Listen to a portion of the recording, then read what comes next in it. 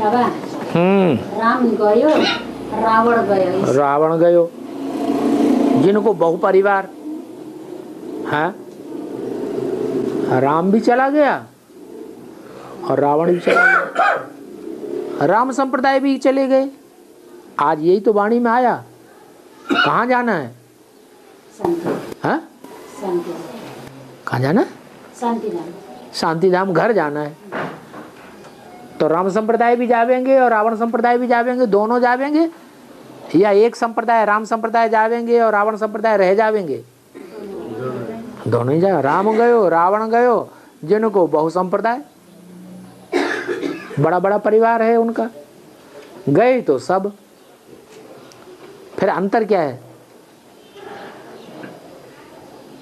गति में तो सब जाते हैं, मुक्ति तो सबकी होती है, लेकिन तुम बच्चों की तो मुक्ति होती है। राम संप्रदाय की मुक्ति के साथ जीवन मुक्ति भी होती है। जीवन में रहते रहते तुम सुख भोगते हो, दुख नहीं भोगते हो, ये तुम्हारी सच्ची गति है। उन असुरों की भी गति होती है, परंतु वो झूठी गति है। क्या? वो जाते हैं तो फिर अमरलोक में लौट के नहीं आवेंगे, मृत्युलोक में तो अब नहीं आवेंगे। जब आवेंगे तो एक जन्म के लिए उनको सुख मिलेगा, बाकी जन्मों में दुख मिलता रहेगा। और तुमको तो कितने जन्मों के लिए सुख मिलता है? 21 जन्मों के लिए बाप से सुख मिलता है।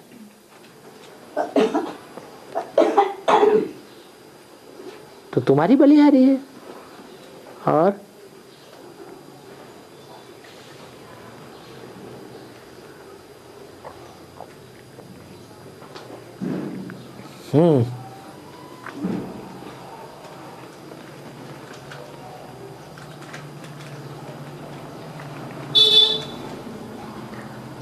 जल्दी जल्दी बोलो, नहीं टाइम हो जाएगा। बाबा, बाबा जब बच्चों की दृष्टि दे रहे होते हैं, हाँ? बाबा जो बच्चों की तरफ दृष्टि देते हैं, बच्चों की तरह दृष्टि देते हैं। हाँ हाँ, तो बाबा से दृष्टि लेते समय बच्चों को बाबा के नैने में देखना चाहिए या धिकुटी में देखना चाहिए? नयन इंद्रियां हैं या नहीं है? इंद्रियां तमो प्रधान है या सतो प्रधान है? तो अगर ये देख के देखेंगे, ये समझ के इंद्रियों में देखेंगे कि ये शिव बाबा ने इंद्रियां ली हैं, तो ठीक है। अगर सिर्फ इंद्रियों को देखा और शिव बाबा याद नहीं रहा, तो सही देखा या गलत देखा? फिर तो गलत देखा। और देखना आत्मा को है या इंद्रियों को देखना है? आत्मा को देखना है। और आत्मा भ्रकुटी के मध्य में है या आंखों में घुसी हुई है? भ्रकुटी के बीच में है। तो भ्रकुटी के बीच में आत्मा को देखना है, आत्मा को भी नहीं। किसको देखना है? परम पिता परमात्मा को देखना है, शिव बाबा को देखना है। हाँ, और दृष्टि से शक्ति निकलती है, इसे बताते हैं। शक्ति धिकुटी से निकलती है या दृष्टि से निकलती है? क्या ऐसे शक्ति निकलती है, बाबा की पावर आती है। ऊंची आत्मा होगी, जब शरीर छोड़ेगी तो ऊंचे में जाएगी या नीचे से निकलेगी? ऊंचे से। तो ऊंची इंद्रियां भी हैं और नीची इंद्रियां भी हैं, भ्रष्ट इंद्रियां भी हैं और श्रेष्ठ ज्ञानेंद्रियां भी हैं। जो अच्छा पुरुषार्थी होंगे उनकी श्रेष्ठ गति होगी या नीची गति होगी? श्रेष्ठ गति होगी। और फिर कोई इंद्रियों में ही छेद थोड़े ही हैं, ये तो शरीर के रोए रोए में छेद हैं। जितने बाल हैं, जितने रोए हैं, उतने छिद्र हैं। और आत्मा उन छिद्रों से भी सूक्ष्म है या उन छिद्रों में से नहीं निकल पाएगी? छिद्रों से भी सूक्ष्म है, वो तो कहीं से भी निकल सकती है। और बाबा, एक मंदिर का नाम है स्वर्गद्वार, वहाँ से पांडव स्वर्ग गए बोलते किस अर्थ में वो स्वर्गदारी नाम रहे? स्वर्ग माने क्या है? ग माने गया, स्व माने आत्मा। कहाँ गया? आत्मा की स्थिति में गया। उसी का यादगार मंदिर, मंदिर माने घर बना दिया है। आज भी तो बाबा ने यही बात कही, कहाँ जाना है? घर जाना है। घर जाएंगे तो हम स्वर्ग में भी आएंगे। और जल्दी जल्दी घर नहीं पहुंचेंगे, बाद में घर पहुंचेंगे। जो बाद में घर पहुंचने वाले हैं वो बाद में आएंगे या पहले आएंगे? है? जो घर में, परम धाम में, शांति धाम में भगवान के घर बाद में पहुंचेंगे, वो षष्ठी रूपी रंगमंच पर पहले आवेंगे या बाद में आवेंगे?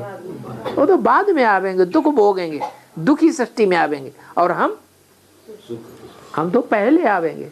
जो पहले आएंगे वो स्वर्ग भोगेंगे, जो बाद में आएंगे वो नरक भोगेंगे।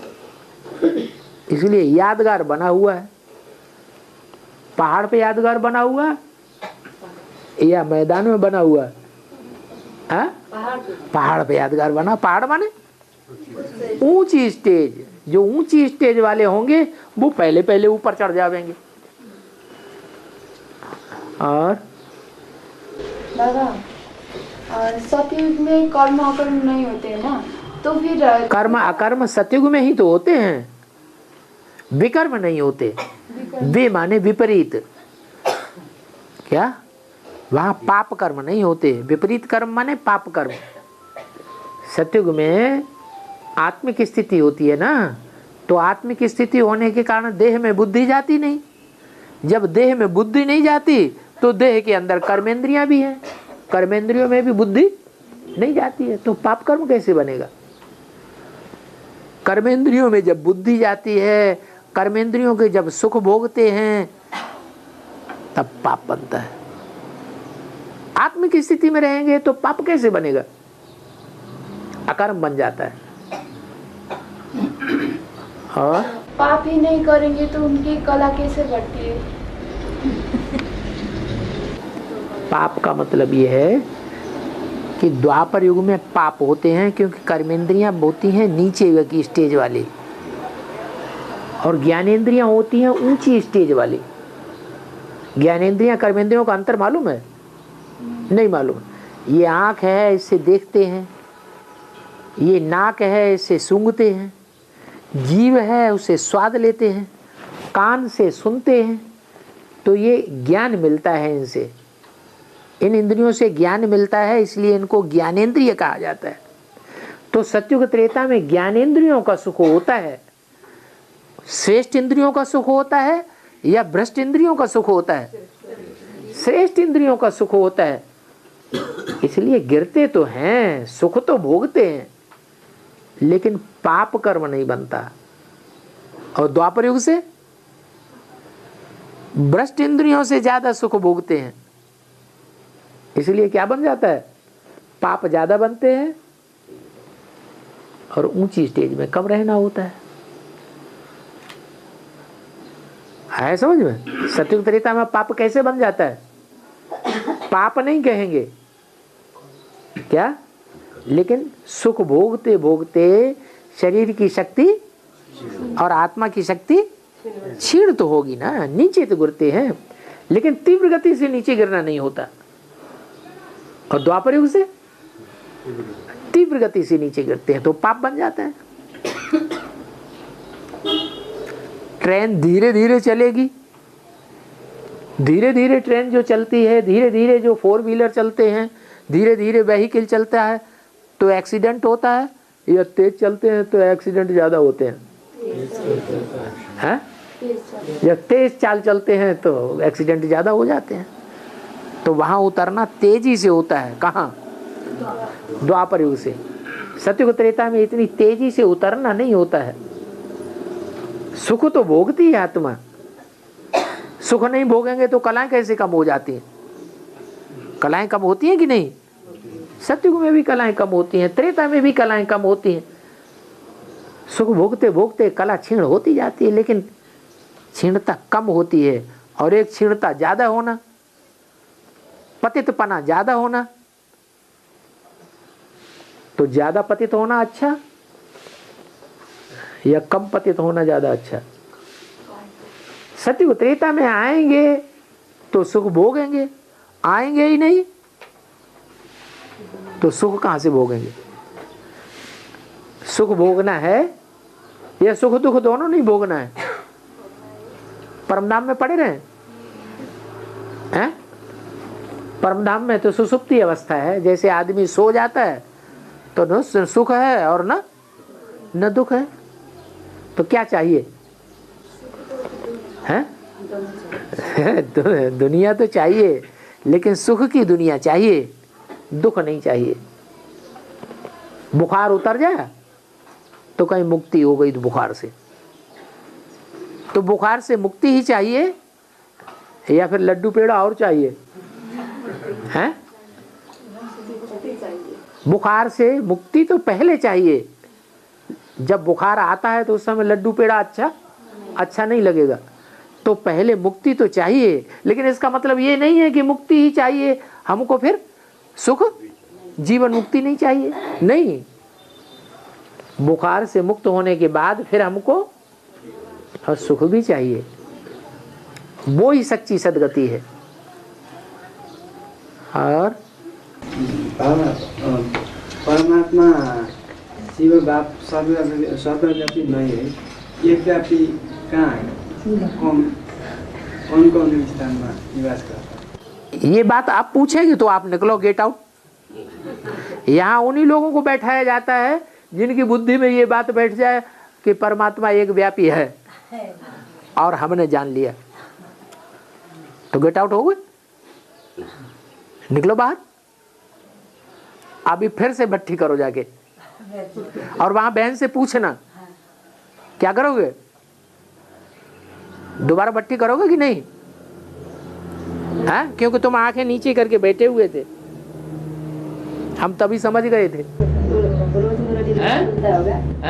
मुरली रोज नहीं सुनता होगा, करके आया होगा। कब की है भट्टी? 6-7 महीने। 6-7 महीने पहले। और क्लास करते रोज? नहीं। क्लास तुम तो सर खुजलाने लगे। कभी कभी करते हैं, इसीलिए समझ में नहीं आया है। इसलिए या तो दोबारा भट्टी करना, अगर भट्टी दोबारा न करो तो कम से कम रोज क्लास जरूर करना। अच्छा, हाँ, नहीं तो फिर यहाँ क्लास में नहीं बैठने दिया जाएगा। ये प्रश्न तो दुनिया वाले पूछें। क्या प्रश्न? कि सर्वव्यापी है या नहीं है, और है सर्वव्यापी नहीं है तो फिर एक व्यापी कहाँ है? ये दुनिया वाले जाने, पूछें। हमें तो मिल गया भगवान बाप, जिनको मिल गया उनको पूछने की दरकार है ही नहीं। और ये सीढ़ी में दादा लेखराज का जो हिस्ट्री जोग्राफी है ना, सीढ़ी में हाँ, किसकी हिस्ट्री है? दादा लेखराज की। वो पहले जन्म में ये होगा, दूसरे जन्म में ये होगा, दूसरे जन्म में ये होगा, जो देखा गया है ना।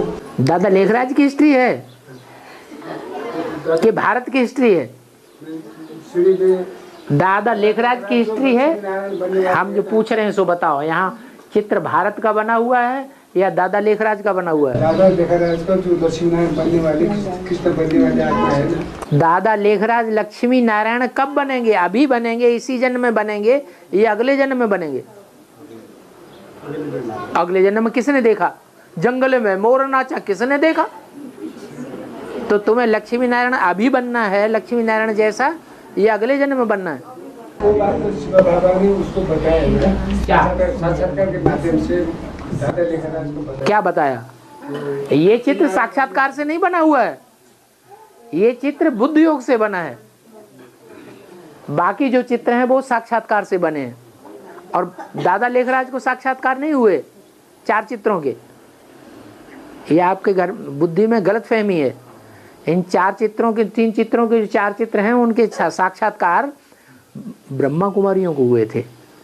ब्रह्मा कुमारियां बार बार साक्षात्कार में जाती थी और शिव बाबा ब्रह्मा के तन में प्रवेश करके इन चित्रों को करेक्ट कराते थे।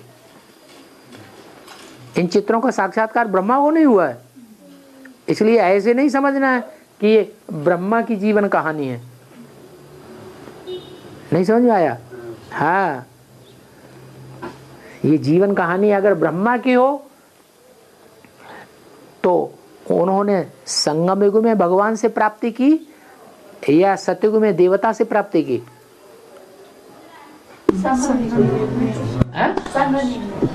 ब्रह्मा ने नहीं सतयुग ब्रह्मा ने प्राप्ति कहाँ की? संगम में प्राप्ति की। संगम में रिकॉर्डिंग हुई प्राप्ति की? नहीं अगले वाले जन्म की। फिर पढ़ाई यहाँ पढ़ी तो प्राप्ति कहाँ होना चाहिए? अगले जन्म में। पढ़ाई यहाँ पढ़ोगे, अगले जन्म में डॉक्टर मास्टर इंजीनियर बनोगे, ये तो बेवकूफी वाली पढ़ाई हो गई। जो रिकॉर्ड अभी बनते हैं ना बाबा संगम युग। हाँ, तो संगम युग में वो बने नहीं ना, वो संगम युग में बने ही नहीं। वो संगम युग में नर से नारायण नहीं बने, वो नर से वहां प्रिंस बनेंगे, प्रिंस बन के फिर बड़े होके नारायण बनेंगे। और वो बात भगवान पढ़ाने नहीं आया है, भगवान सिर्फ प्रिंस बनाने आया है, नर से नारायण बनाने आया है, डायरेक्ट नर से नारायण बनाने आया है। तो नर से नारायण बनने वालों की ये हिस्ट्री है। वो देखो दरवाजा दिखाया है कोने में, संगम में, सतयुग के बाहर ऊपर सीढ़ी में, वहां से उनकी कहानी, जीवन कहानी शुरू होती है। वहां पर वो विश्व के मालिक थे। उस समय सारे विश्व धर्म की आत्माएं जिंदा थी, मौजूद थी। उन सब के ऊपर उन्होंने राज्य किया, सबके दिलों के ऊपर। ब्रह्मा की आत्मा ने तो सिर्फ थोड़े से ब्रह्मा कुमार कुमारियों के दिल पर राज्य किया, सारी दुनिया के ऊपर राज्य किया, सबके दिलों पर राज्य किया नहीं किया। तो उनकी जीवन कहानी है ही नहीं। और आत्मा होती है ना बाबा,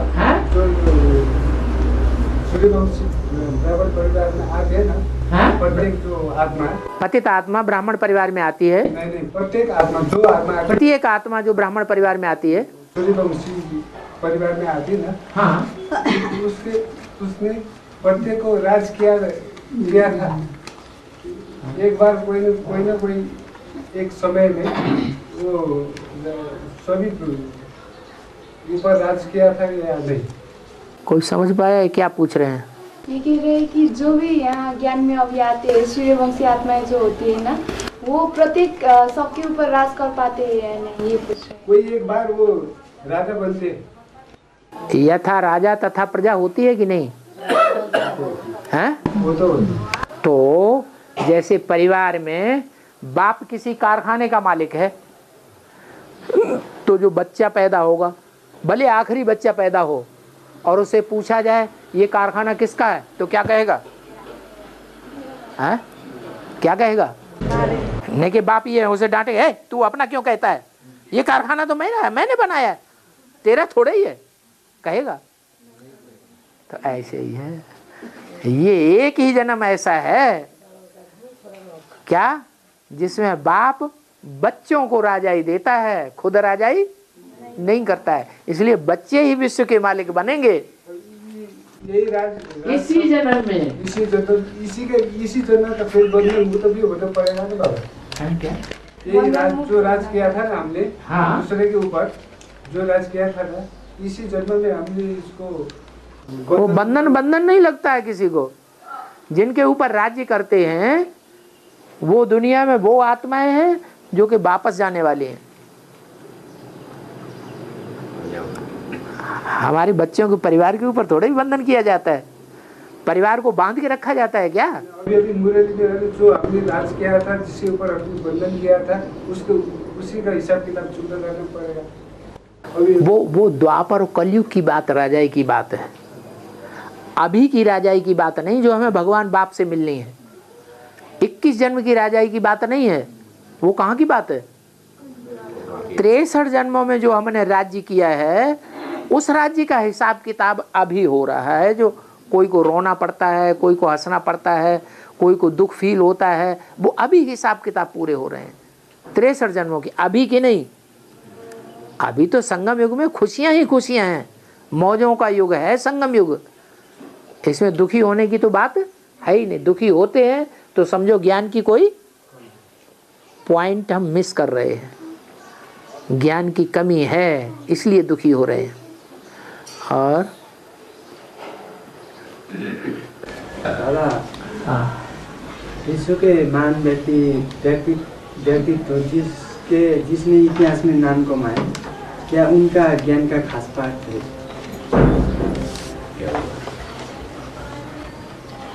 दादा, विश्व के महान व्यक्तित्व जिसने इतिहास में नाम कमाया, क्या उनका ज्ञान का खास पाठ है? अच्छा, इस दुनिया के जो बड़े बड़े व्यक्ति हुए हैं हिस्ट्री में, जिन्होंने बहुत नाम कमाया है, जैसे नेहरू जी हैं, गांधी जी हैं, रामकृष्ण परमहंस हैं, विवेकानंद हैं, महाराणा प्रताप हैं, साईं बाबा। हाँ, उन्होंने भी कलयुगांत की शूटिंग में थोड़ा बहुत नाम कमाया होगा। कब कमाया? जब ईश्वर आया उस समय कमाया, या कलयुग के अंत में जब साईं बाबा परमधाम से नीचे उतरे और भगवान के रूप में पूजे गए तब नाम कमाया, या अब शरीर छोड़ करके गए? शरीर छोड़ करके गए ना, अब जहां जन्म लेके ब्रह्मा कुमार बनेंगे फिर नाम कमाएंगे। कब नाम कमाएंगे? अभी कमा लिया उन्होंने, उस आत्मा ने नाम, या कमाएंगे? कमाएंगे। वो तो कलयुग की शूटिंग में कमाएंगे, या सतयुग त्रेता द्वापर की शूटिंग में कमाया ना। संगम में भी 4 युगों की शूटिंग होती है ना, तो 4 युगों की शूटिंग में सतयुग त्रेता द्वापर की शूटिंग में उन्होंने नाम कमाया। साईं बाबा की बात हो रही है। या कलयुग अंत की शूटिंग में नाम कमाया, तो बस अंतिम जन्म में आके उनका नाम बाला हो जाएगा।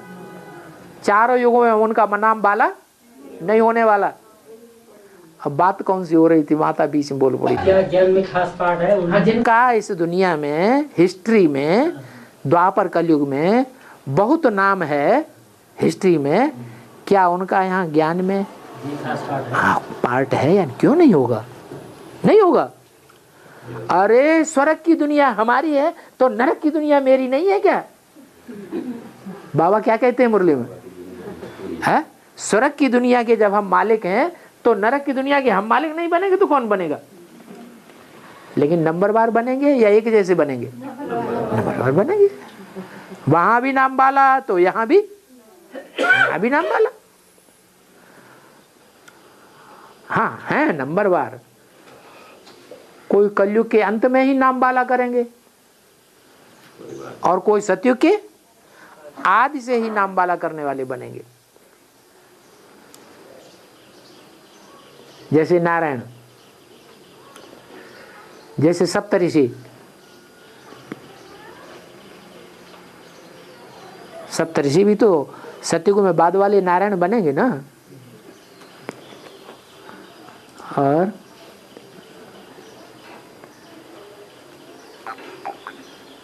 हाँ, ये मुरली में जिक्र आता है कि ये चांडाल पद, तो पूरे काम करोगे तो चांडाल पद मिलेगा। हाँ तो दे करके अगर वापस लेंगे, दे दिया, निश्चय पत्र लिख करके दे दिया, हम जीवन भर पवित्र रहेंगे, कभी भी अपवित्र नहीं बनेंगे, दे दिया ना लिख करके, फिर अपवित्र बन गए। वो ये चांडाल का काम तो लाश जलाने के कहते हैं। लाश जलाना हाँ नीचा काम है ना, अच्छा काम है बुरा काम है। तो सत्ययुग में तो लाश जलाने की जरूरत है नहीं, फिर ये कौन से जन्म की? यहाँ जो ज्ञान में आ रहे हैं वो मुर्दे बन रहे हैं कि नहीं बन रहे हैं? ज्ञान में आने वाले जिंदा होते हैं, फिर वो मुर्दा बन पड़ते हैं कि नहीं बन पड़ते हैं? तो जो मुर्दा बन पड़े उनके जी को कौन जलाएगा? रावण को जलाते हैं ना, तो रावण को जलाते हैं क्या? वो स्थूल अग्नि लगा के जलाते हैं क्या? वो तो भक्ति मार्ग में जलाते हैं। रावण का बुत बनाएंगे और स्थूल अग्नि लगाएंगे और उसको जलाएंगे। और यहाँ कैसे जलाते हैं? यहाँ बेहद की बात है, यह हद की बात है। हाँ, यहाँ भी जो चांडाल बनते हैं वो क्या करेंगे?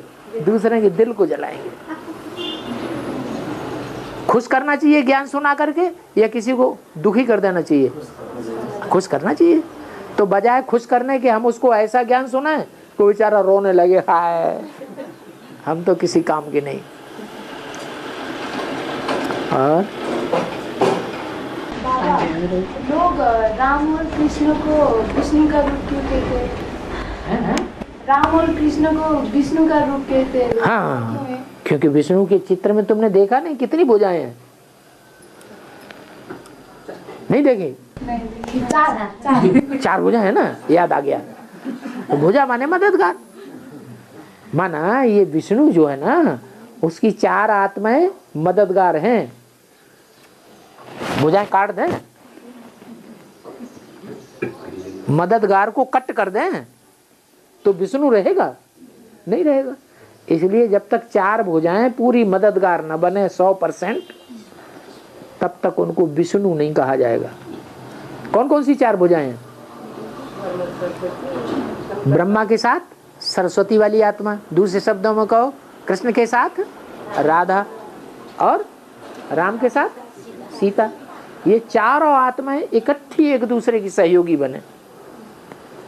अभी सहयोगी बन रही हैं। अभी ओम राधे मम्मा वाली आत्मा या ब्रह्मा वाली आत्मा राम की पूरी सहयोगी बन रही है? नहीं बन रही है। ब्रह्मा और कृष्ण वाली आत्मा कहती है मैं ही भगवान हूं गीता का साकार में। तो झगड़ा हो गया या सहयोग है? ये तो झगड़ा हो गया। मम्मा वाली आत्मा कहती नहीं कोई भगवान नहीं, ब्रह्मा बाबा ही भगवान थे।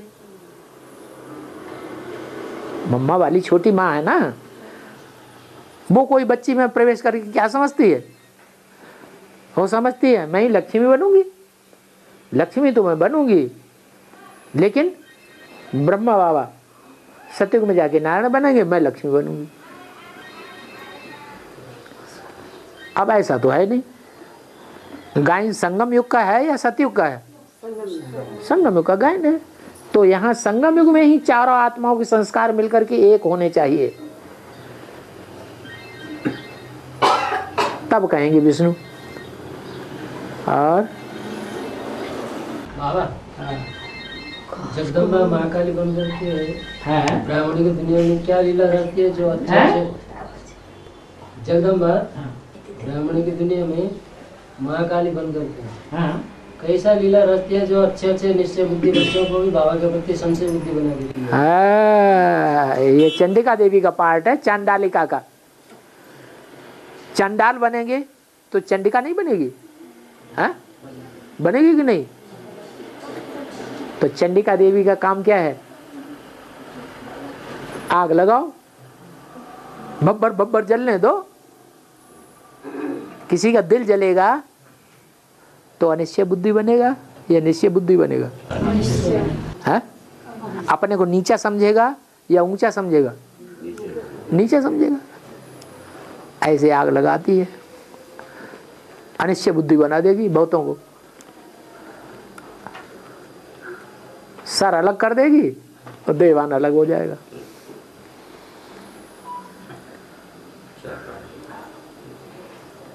बाप का बनाएगी या अपनी कमर में लटकाएगी? जो बाप के अभी सहयोगी हैं, मददगार हैं, भुजाएं हैं, उन भुजाओं को काट देगी और काट के अपनी लज्जा का आवरण ढकेगी। हमने कोई बुरा काम नहीं किया, देखो हम बहुत अच्छे, हम कपड़े पहने हुए हैं। है महाकाली, काले मुंह वाली है, काले मुंह बहुत कर चुकी। हाँ, कोई महाकाली है, कोई काली है, कोई अकाली है, नंबरवार है। जो बाप को छोड़ के जाती है, सुनंती सुनावंती कथंती भागंती हो जाती हैं, वो क्या बनती हैं? महाकाली बनती है, महाकाली की भुजाएं बनती। तो भगवान के भुजाओं को काटेंगी, जैसे खुद कट गई वैसे ही दूसरों को काटेंगी या भुजाएं बढ़ाएंगी? भुजाओं को काटती हैं, उनका धंधा ही ये है, विनाश करना। तो भगवान क्या समझ के बैठते हैं, अरे मेरा काम कर रही है विनाश करना है, काम तो शंकर की है, शंकर का ही हो रहा है, मेरे बच्चे का काम हो रहा है, इंटरफेयर क्यों करें? तो बच्चे को भी कहते अच्छा तुम सो जाओ आराम से। शंकर जी क्या करते हैं, जब वो मारकाट मचाती है तो शंकर जी क्या करते हैं, हैं? आराम से सो जाते हैं, हाँ भैया मचाओ, हमारा काम तो हो रहा है। अरे कोई काम करता है अपना ही काम कर रहा है ना, नाम किसका बाला होगा, किसके लिए कहा जाएगा, किसके द्वारा विनाश? शंकर द्वारा। वो कोई थोड़ी कहता महाकाली द्वारा विनाश, तो काम तो हमारा हो रहा है। गाय अगर दूध देती है और लातें भी मारती है तो गाय का दूध दोना छोड़ देते हैं क्या, हैं? कि लातें सहन करते हैं, हैं? हाँ, तो महाकाली की लात सहन करने में क्या है, सारा काम तो वो ही करती है। विनाशकारी कौन है, हैं? शक्तियां ही असुर संहारिणी हैं प्रैक्टिकल में, शंकर नहीं असुरों का विनाश करता है। चांडाल का काम राजा करता है या कोई दूसरा करता है, हैं? चांडाल अलग होते हैं प्रैक्टिकल में, काम करने वाले, और ऑर्डर देने वाला राजा अलग होता है।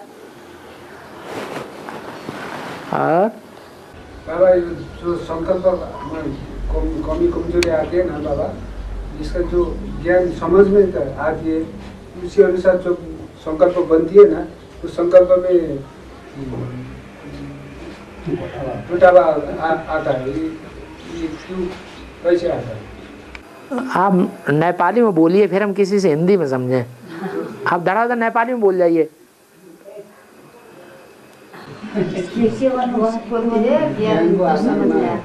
संकल्प बन्छ, त्यो संकल्पमा फेरि टुटावा हुन्छ, टुट्छ संकल्प, ज्ञान समझमा आउँछ, तर त्यसको आधारमा पनि संकल्प बन्छ अनि टुट्छ, त्यसको कारण के हो? समझ लिया क्या, बताओ। ज्ञान भी समझ में आता है, संकल्प भी पहले अच्छा चलता है पर बाद में जाके संकल्प टूट जाता है, ऐसा क्यों होता है? हाँ, 63 जन्म के पाप कर्म किए हुए हैं, वो अभी रील में घूम रहे हैं।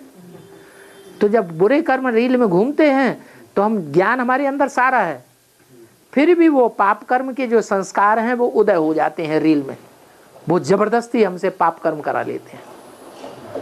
संस्कार परिवर्तन होना यही मुख्य समस्या है।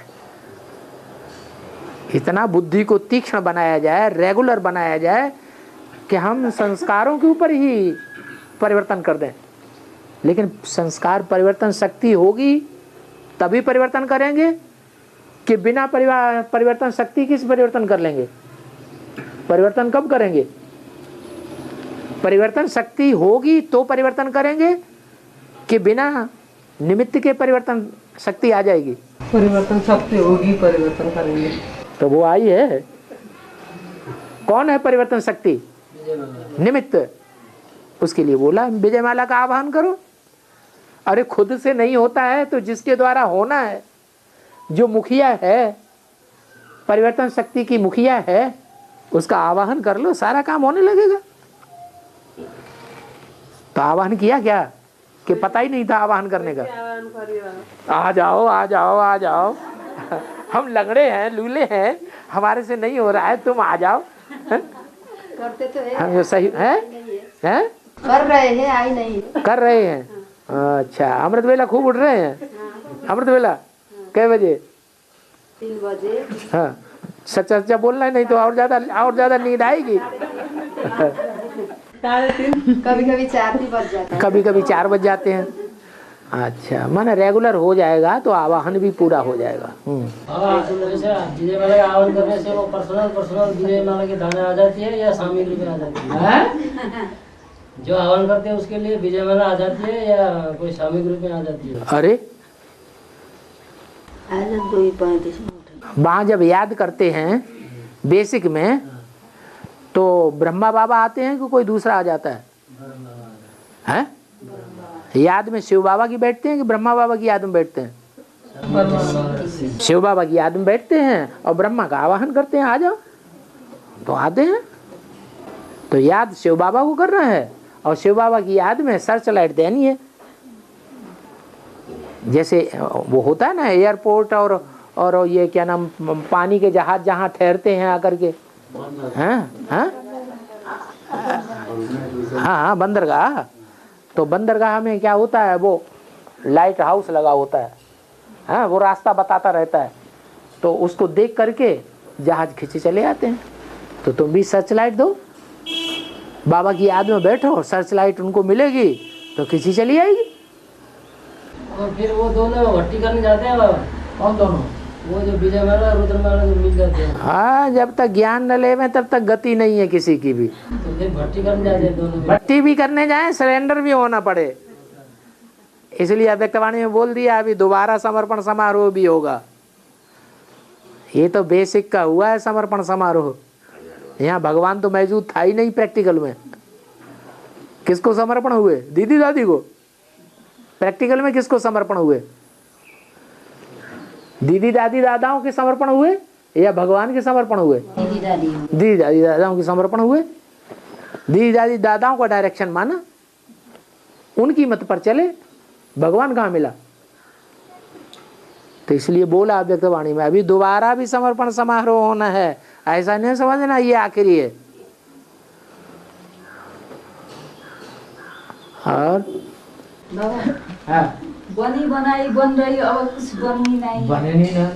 कब का 63 जन्म तुमने बनाई नहीं है, अच्छे बुरे कर्म नहीं किए कि नहीं? 63 जन्म अच्छे कर्म भी किए हैं, तो अच्छे कर्मों के हिसाब से तुम्हें भगवान भी मिल गया। जो जितने अच्छे कर्म किए हैं, यहाँ भगवान मिलने के बाद भी फिर अच्छे ही कर्म करेंगे। और जितने बुरे कर्म किए हैं, चाहे भगवान भले मिल जाए तो भी अच्छे करते हैं या बुरे करते हैं? बुरे भी करते हैं। अभी का पुरुषार्थ के आधार में 63 जन्म कर्म होगा कि 63 जन्म के आधार में? हमें पता थोड़ा ही है 63 जन्म हमने क्या किया। इसलिए पुरुषार्थ करो, अच्छा पुरुषार्थ करोगे तो अच्छा ही होगा, बुरा पुरुषार्थ करोगे तो बुरा ही होगा। है? हाँ जी। और परिवर्तन शक्ति आएगी और युगल में फिर भक्ति करके फिर समर्पित हो जाएंगे, नंबरवार होंगे। और मैंने भक्ति करना ही पड़ेगा। बिना पैदा हुए कोई बच्चा बन जाता है क्या?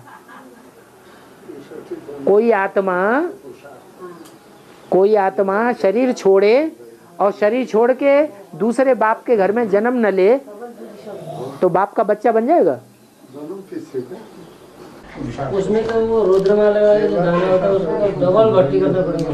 किनको? रुद्रमाला के। रुद्रमाला को भट्टी करनी पड़ेगी। क्योंकि पहले भी भट्टी करके एडवांस में आया, फिर विजय परिवर्तन शक्ति मिलने के बाद फिर युगल मण की बन करके फिर भट्टी करना पड़ेगा। तो विजयमाला की दाने यहाँ रुद्रमाला के जितने मणके हैं उनका पक्का है कि मरेंगे नहीं?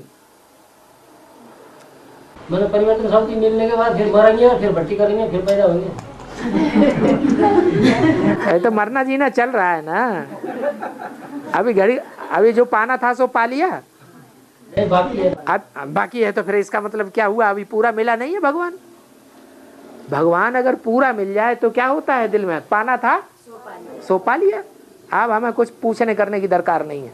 हमें तो जो कुछ है दिल में तो है क्या पाना यहाँ का लिए आके बैठे हो, बार बार यहाँ की चक्कर क्यों लगा रहे? पाना था सो पा लिया तो घर में बैठो। मिलने आए। किससे मिलने आए? अरे बाप वो पा लिया ना। वो बाप से मिला किस लिए जाता है? विश्व की बादशाही लेने के लिए। अब विश्व की बादशाही मिल लेना है तो पाना तो पा लिया कहाँ? बाबा पा लिए, बादशाही लेना है। अभी रह गया है। महाराज ये साकार मुरली से बेहतर तो अपेक्षा बारी है ना, वो जो मनपसंद होती है इसका अनुभव है। साकार वाणी से अव्यक्त वाणी मन पसंद होती है। साकार वाणी के मुकाबले अव्यक्त वाणी ज्यादा पसंद है, क्योंकि अव्यक्त वाणी देवता के द्वारा सुनाई जा रही है और साकार वाणी भगवान के द्वारा भगवान ने सुनाई है। सुनाने वाली आत्माएं अलग अलग हैं या एक ही है? अव्यक्त वाणी जो है वो देवता की आत्मा सुना रही है, कृष्ण वाली आत्मा जो सत्युग में देवता बनेगी, भगवान तो नहीं है। तो कोई जिनमें धारणा नहीं होती है उनको धारणा वाली वाणी अच्छी लगती है क्या, और कोई को भगवान की वाणी अच्छी लगती है। तो कौन सी वाणी अच्छी लगनी चाहिए? भगवान की वाणी जो है वो ज्ञान की वाणी है, और देवता जो सुनाएगा वो क्या सुनाएगा? धारणा की बातें सुनाएगा। तो जिनको धारणा नहीं है उनको वो धारणा की वाणी अच्छी लगती है, ये भी अच्छी बात है। धारणा करेंगे तो देवता बन जाएंगे।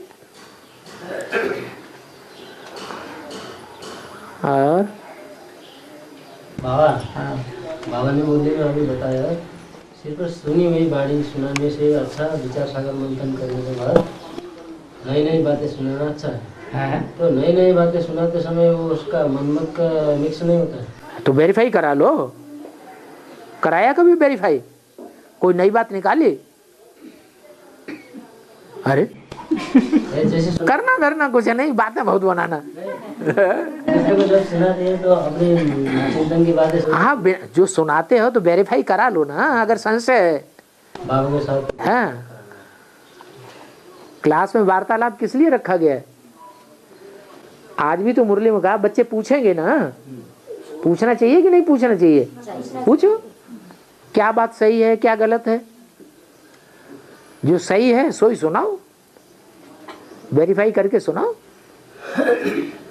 और वेद व्यास का पाठ क्या है? वेद माने जानना, वेद माने जानकारी। तो वेद किसके मुख से निकले? जानकारी जो निकली है वो किसके मुख से निकली? पहले ब्रह्मा के मुख से जानकारी निकली। तो जो मुरलियां हैं वो असली जानकारी है। निकली तो जानकारी, वेद तो निकले। लेकिन यहाँ कितने लोग बैठे हैं जिन्होंने वेद पढ़े हैं और वेदों को समझा है? कोई बैठा है यहाँ? कोई नहीं। दुनिया में किसी को देखा जिसने वेद पढ़े हो और वेदों को समझा हो? जो वैदिक भाषा है वो ही समझ में नहीं आती लोगों को, इतनी पुरानी भाषा है। तो ऐसे ही ये मुरलियां इतनी पुरानी हैं, ऐसी गुह्य भाषा है वो किसी की समझ में ही नहीं आती है। इसलिए फिर वेद व्यास को बैठ के उसका व्याख्या करनी पड़ी शास्त्रों में।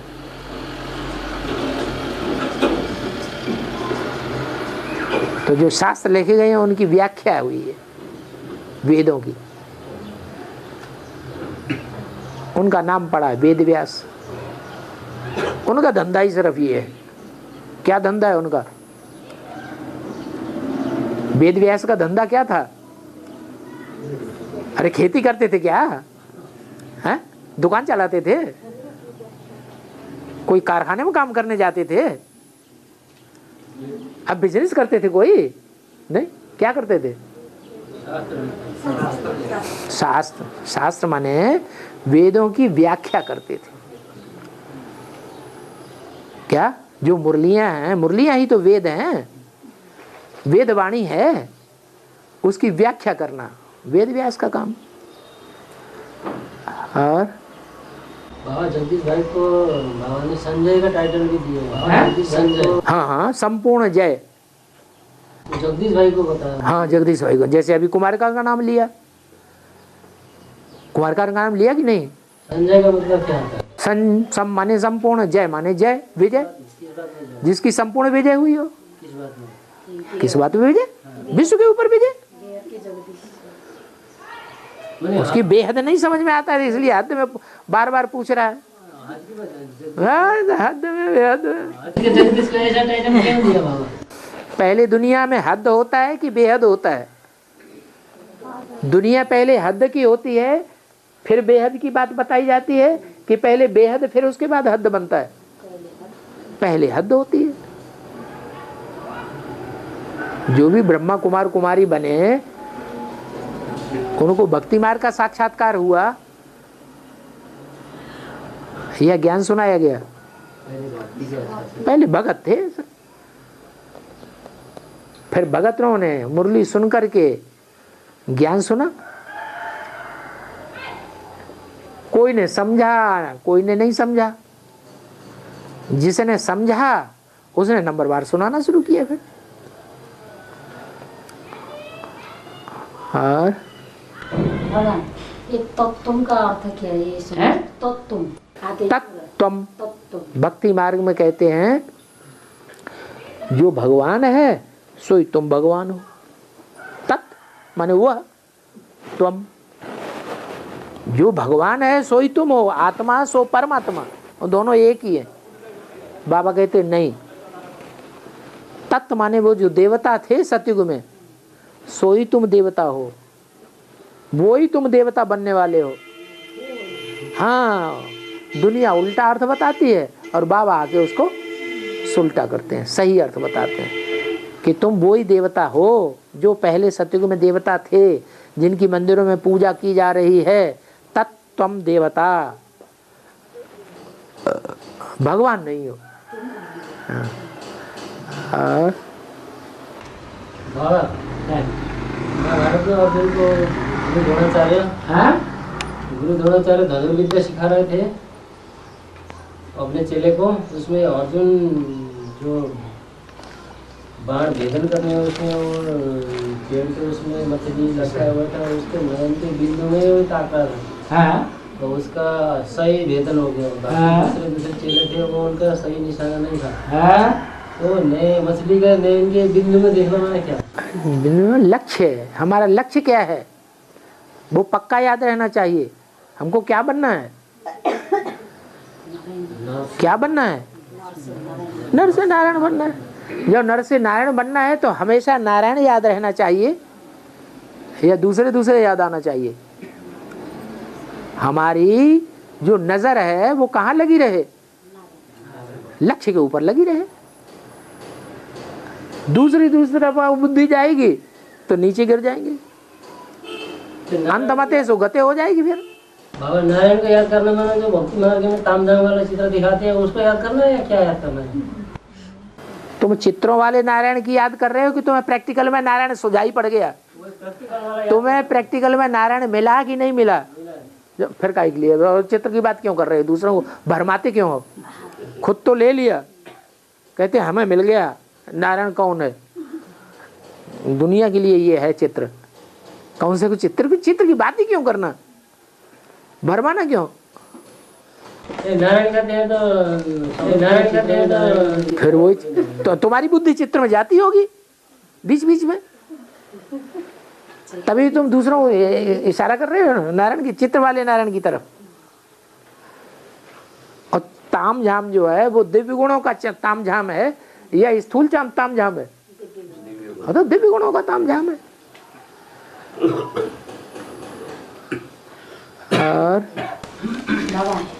18/1/2005 और पृष्ठ 2 के अंत में अव्यक्तवाणी में बोला है, ब्रह्मा बाप के प्रत्यक्षता भूमि कलकत्ता ही है, जहाँ से आदि हुई वहाँ समाप्ति भी हो। इसका जहाँ से आदि हुई वहाँ समाप्ति भी हो। ठीक। और यहाँ प्रजापिता ब्रह्मा बाप की बात चल रही है। हाँ, प्रजापिता प्रत्यक्ष कहाँ से हुआ? कलकत्ता से ही प्रत्यक्ष हुआ। वहीं यादगार बनी हुई है, बनी एंट्री, वहीं बीज बोया गया ज्ञान का, वहीं से नई सृष्टि की शुरुआत हुई, ब्राह्मणों की नई सृष्टि। तो वहीं अब अंत होगा, वहीं से संसार में चारों तरफ आवाज फैलेगी। प्रत्यक्षता हो जाएगी। और मेले बार बार, और गंगा सागर कहाँ होता है? गंगा सागर कहाँ होता है? कलकत्ते होता है। तो बड़े से बड़ा मेला धूमधाम होगी, बाप की प्रत्यक्षता हो जाएगी। वहाँ से प्रत्यक्षता होगी। अब गंगा सागर याद नहीं गया। गंगा सागर सब तीर्थ बार बार गंगा सागर एक बार। गंगा सागर में उतना गाँव था, और काली घाट मैंने काली घाट पर उसको फिर घाट कुछ भी नहीं है। उसका माने क्या मैंने गंगा सागर में बहुत तीर्थ पड़ता, मैंने बड़ा घाट दिखाई देता है। और काली घाट भी बोला जाता है, उसका बड़ा चाहे कोई ज्यादा बड़ा घाट नहीं दिखाई देता। इसके माने क्या? थोड़ी सेवा की होगी तो छोटा मंदिर बनता है, बड़ी सेवा की होगी तो लक्ष्मी नारायण जैसा बड़ा मंदिर बनता है। महाकाली के, जगदम्बा के मंदिर और मूर्तियां छोटी बनाई जाती हैं कि बड़े बड़े बनाए जाते हैं? कैसे बनते हैं? छोटी छोटी बनते हैं। तो यादगार है, जिन्होंने छोटी सेवा की है उनके छोटे मंदिर और छोटी मूर्तियां, जिन्होंने बड़ी बड़ी सेवा की है जैसे भीमसेन तो बड़ा मंदिर है। महात्मा बुद्ध, उनकी बड़ी मूर्ति है। बाहुबली, उनकी बड़ी मूर्ति बनाई जाती है। और बाबा, ये दक्षिण भारत केरल में एक पर्व मनाते हैं ओणम, तो वो मनाने का कारण बताया कि बलि राजा से भगवान ने 3 पैर पृथ्वी के मांगे। तो बलि राजा ने दे दिया, तो भगवान ने 1 पैर में सारी पृथ्वी को नाप दी। दूसरे पैर के लिए जगह मांगे तो आकाश दिखा दी, आकाश नाप दी दूसरे पैर भगवान ने। और तीसरे पैर के लिए जगह नहीं बचा, तो बलि राजा ने अपना सर दे दिया। सर दे दिया माने जो बुद्धि चलाते हो वो भी दे दो। तो भगवान ने तो राजा बलि के सर में पाँव रखा, तो राजा बलि पाताल में धस गया। तो ये ओणम के दिन बलि राजा ऊपर आते हैं, इसी खुशी में हम मनाते हैं, ऐसा बोला। तो इसका वेद में अर्थ क्या हुआ? वेद में अर्थ यही होता है कि दक्षिण भारत की आत्माएं पहले उठती हैं या दूसरी आत्माएं पहले उठती हैं? वो ही है राजा बलि। और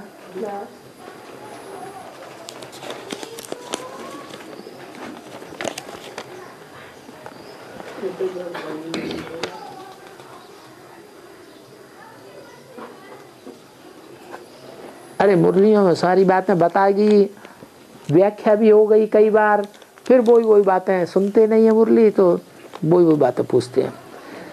सीताराम का बच्चे 2 बेटे हैं, लव और कुश। उनका बेहद में साकार पार्ट क्या है? लव माने क्या? प्यार। और कुश माने क्या? कुशा माने कांटा। एक है लव और दूसरा है कुशा।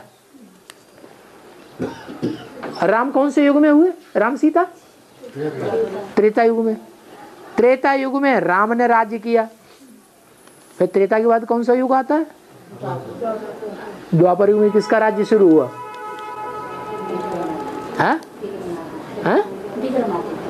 किसका? रावण का राज्य शुरू हुआ। रावण राज्य जब शुरू हुआ तो कौन सा धर्म आया? इस्लाम धर्म आया। जो देह का प्यार है वो सबसे ज्यादा कौन सा धर्म करता है? इस्लाम धर्म वाले। तो वो हो गया लव। उनका जो आधार है, उनका जो बीज रूप आत्मा है, वो हमारे यज्ञ में बैठी हुई है कोई, वो हो गई लव। फिर बाद में जो बहुत दुख देता है दुनिया को, वो कौन है? कौन सा धर्म है जो दुनिया को, भारतवासियों को, जिसने बहुत दुख दिया, बहुत खून खराबा किया, बड़े कोड़े लगाए हैं भारतवासियों को? क्रिश्चियंस ने। वो हो गए कांटा, कुश। उनका जो बीज रूप आत्मा है वो कुश हो गई। तो ये लव और कुश, ये बड़े पावरफुल बच्चे पैदा हुए त्रेता युगी राम के। द्वापर में, द्वापर में ही पैदा हुए या कलयुग में? द्वापर में पैदा हुए।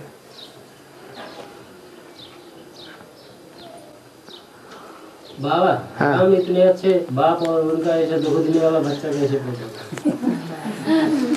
शिव बाबा सुखदाई है कि आत्माएं सुखदाई है? तुमने रामकृष्ण को सुखदाई समझ लिया? राम बाप तो सुखदाई है ना।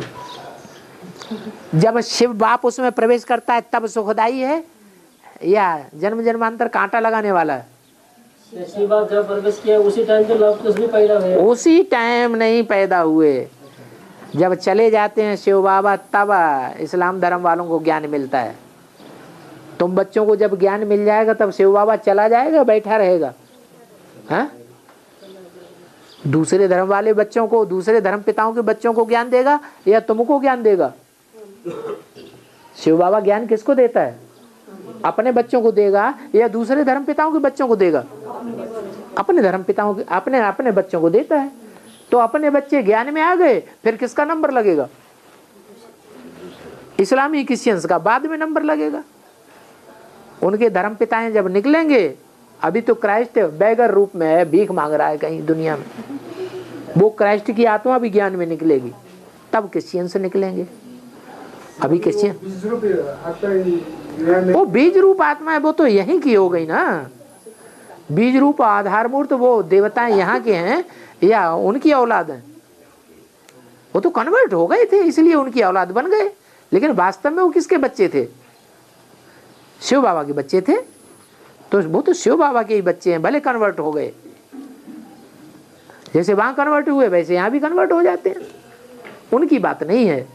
जो अपने धर्म के पक्के हैं कभी दूसरे धर्म में कन्वर्ट नहीं होते।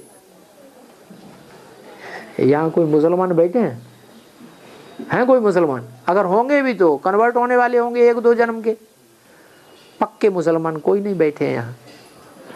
वो बाद में आएंगे या अभी आएंगे? बाद में।